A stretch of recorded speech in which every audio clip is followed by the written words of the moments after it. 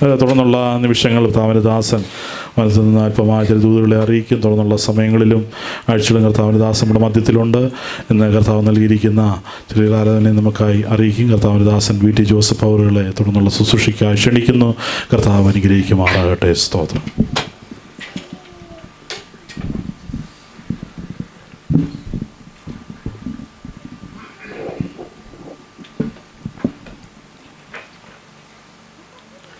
Praise the Lord.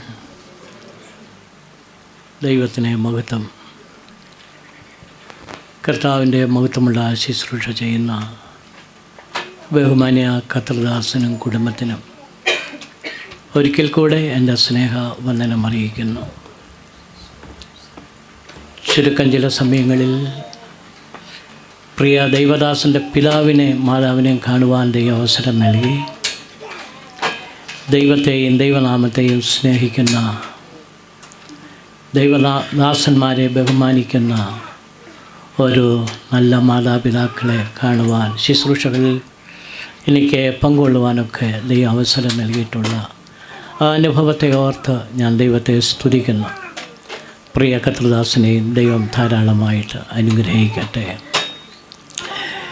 ഞാൻ വളരെ സ്നേഹിക്കുന്ന ഒരു വ്യക്തിയാണ് പ്രിയ ജോബിൻ. നീണ്ട ചില വർഷങ്ങൾക്ക് മുൻപ് ഞാൻ മല്ലപ്പള്ളിയിൽ ശുശ്രൂഷിക്കുന്ന സമയങ്ങളിൽ ആ പ്രിയ കുടുംബവുമായി വളരെയധികം ബന്ധം പുലർത്തുവാൻ ദൈവം എനിക്ക് അവസരം നൽകിയിട്ടുണ്ട്.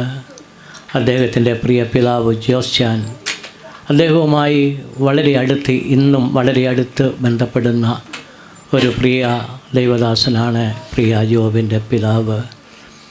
ജോബിൻ്റെ വിവാഹത്തിൽ അന്ന് ഞാൻ മല്ലപ്പള്ളി സെക്ഷനിലിരിക്കുമ്പോൾ ആ വിവാഹ ശുശ്രൂഷയിലൊക്കെ സംബന്ധിക്കുവാൻ, ശുശ്രൂഷകളൊക്കെ ആ നിലകളിൽ ചെയ്യുവാൻ, ചില കാര്യങ്ങൾ ചെയ്യുവാൻ ദൈവം ഒരുക്കിയിട്ടുള്ള ആ നല്ല സുദിനങ്ങളെ ഓർത്ത് ഞാൻ ദൈവത്തെ സ്തുതിക്കുന്നു.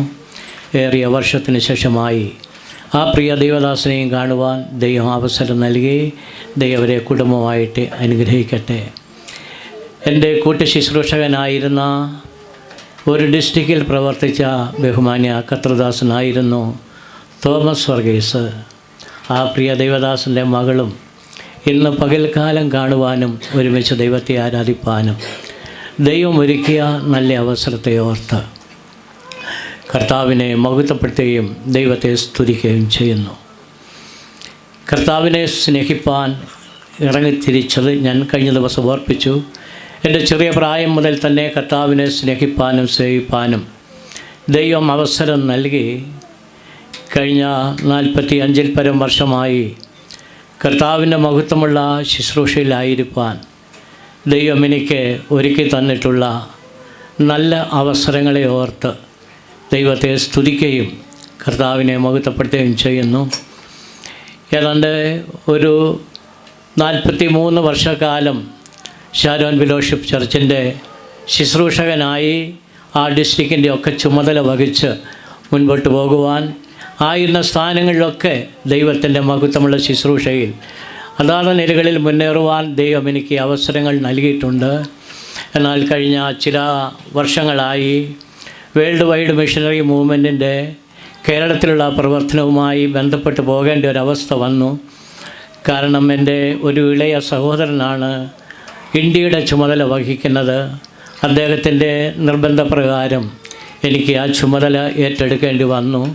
ഇന്ന് കേരളത്തിൻ്റെയും ഇന്ത്യയുടേതായ ഒരു ചെറിയ ഭാഗമായി കൂടെ നിന്ന് ആ പ്രവർത്തനങ്ങൾ ചെയ്യുന്നുണ്ട്.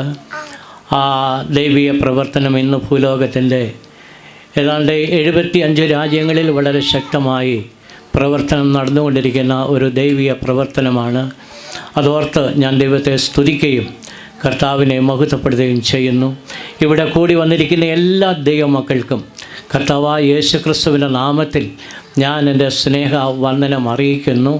നിങ്ങളെ ചിലരെയൊക്കെ കഴിഞ്ഞ ദിവസങ്ങളിൽ പരിചയപ്പെടുവാൻ ഒക്കെ ദൈവം എനിക്ക് അവസരം നൽകി. കടമ്പനട്ടയിൽ നിന്ന് കടന്നു വന്ന ഒരു പ്രിയ പിതാവുണ്ട്. ആ പ്രിയ പിതാവുമായി ഒക്കെ കഴിഞ്ഞ ദിവസം അല്പസമയങ്ങളായിരിക്കാൻ ദൈവം ഒരുക്കിയ നല്ല അവസരത്തെ ഓർത്ത് ദൈവത്തെ സ്തുതിക്കുന്നു.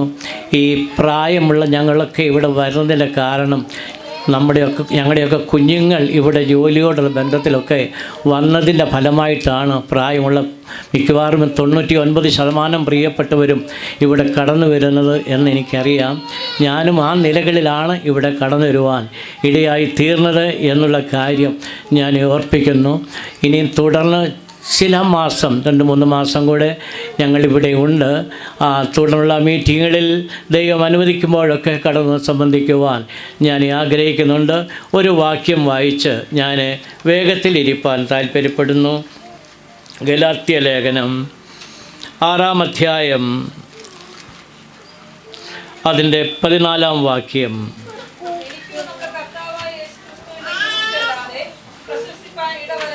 ദൈവത്തിന് മഹത്വം. ദൈവത്തിൻ്റെ ദാസനായ പൗലോസിൻ്റെ ഒരു സാക്ഷ്യം, ഒരനുഭവമാണ് നമുക്കിവിടെ കാണുവാൻ കഴിയുന്നത്. ലോകത്തിൽ പലതിലും തനിക്ക് പ്രശംസിപ്പാൻ ലോകപ്രകാരമുണ്ട്.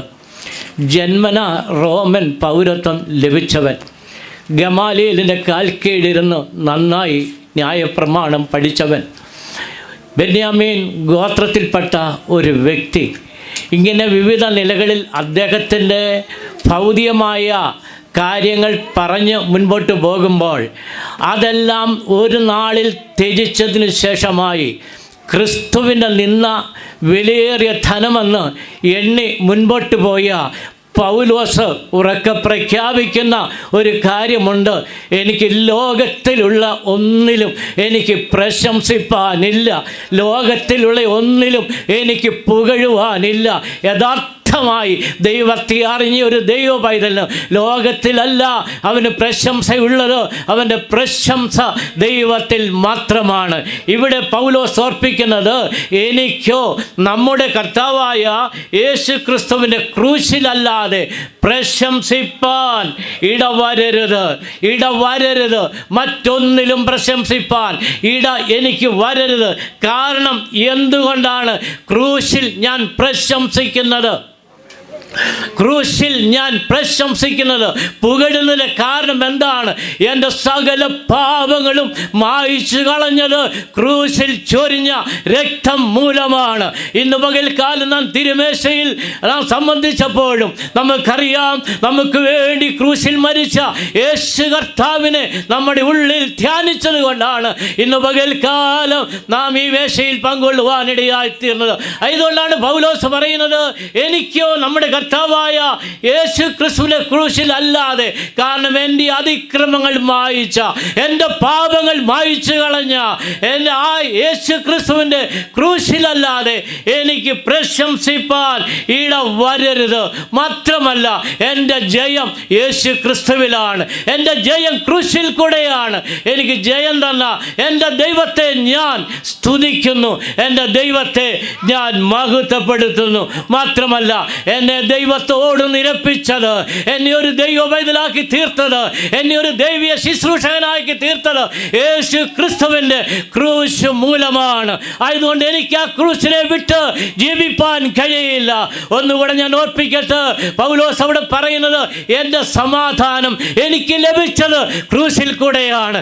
ഇന്ന് പകൽക്കാലം എന്നെ കേൾക്കുന്ന പ്രിയ ദൈവ പൈതലേ, ലോകം തരാത്ത സമാധാനം ഇന്ന് നാം അനുഭവിക്കുന്നതിന് രഹസ്യം എന്തെന്ന് ചോദിച്ചാൽ, നമുക്ക് വേണ്ടി ക്രൂശിൽ മരിച്ച യേശു ക്രിസ്തുവിൻ്റെ രക്തത്തിൻ്റെ ഫലമായി, ക്രൂശിൽ കൂടെ നമ്മെ വീണ്ടെടുത്തതിൻ്റെ ഫലമായി ഇന്ന് നാം സമാധാനം അനുഭവിക്കുന്നു. പാപിയായ മനുഷ്യനെയും നീതിമാനായ ദൈവത്തെയും തമ്മിൽ കൂട്ടിച്ചേർത്ത ഇടം കാൽവറി ക്രൂശാണ്. അതുകൊണ്ട് ക്രൂശിനെ മറക്കാതെ നമുക്ക് ഓരോ ദിവസവും മുൻപോട്ട് പോകുവാൻ സർവകൃപാലുവായ ദൈവം നമ്മേവരെയും സഹായിക്കട്ടെ എന്നുള്ള പ്രാർത്ഥനയോടെ ഞാൻ എൻ്റെ വാക്കുകളെ നിർത്തുന്നു. ദൈവം നമ്മെ അനുഗ്രഹിക്കുമാറാകട്ടെ. ആമേൻ.